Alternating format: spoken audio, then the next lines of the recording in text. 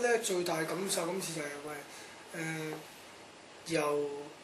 基本上我即係一啲皮毛都唔識嘅，啲唔好話唔識，即係知道好簡單嘅嘢，慢慢去感受到原來呢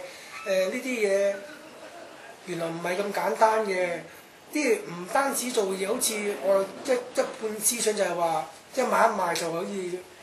成功嘅咯。其實裏邊有好多嘢係啊，會明白到依家話原來依家創業嘅嘢就係話要有好多誠信啊，做生意即係唔係咁簡單咯。啲係其實，但係你話好複雜咩？又唔係，但係咧，其實你要慢慢去了解，慢慢去明白，要摸索先可以成功咯。我覺得會。其實最主要咧，我哋能夠咧，我今日學到嘅嘢咧，原來一盤數啊，可以知道我哋嘅動向，同埋咧我哋嘅所運作嘅，同埋去投資落去咧，嗰個生死咧就已經係可以一目了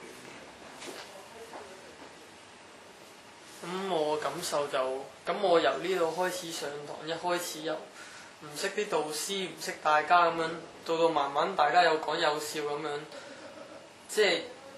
可以話又識多咗好多朋友，又識多咗好多嘢，即係個感覺都大家一齊上堂又學到嘢又開心咯。多人討論啦，係啊，識到好多人，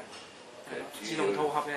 其實主要我哋咧能夠咧正式話集思廣益啊！真係嗰個即係嗰個諗頭咧，我哋又嗰個眼界又開，即係闊咗咯。因為始終朋友，就算同佢講創業，佢都唔係創業，同佢講始終佢都唔係太知啲嘢咯，係咯，佢亦都唔會用心諗你點樣咯，只可以當一個傾訴對象咯。其實嘥啲心機落去讀咧，聽下咧。係咯。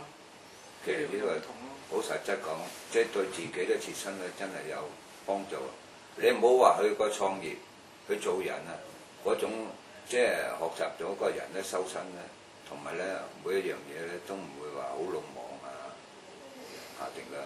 會深思咗啲嘢先會喺度行，先決定去做咯。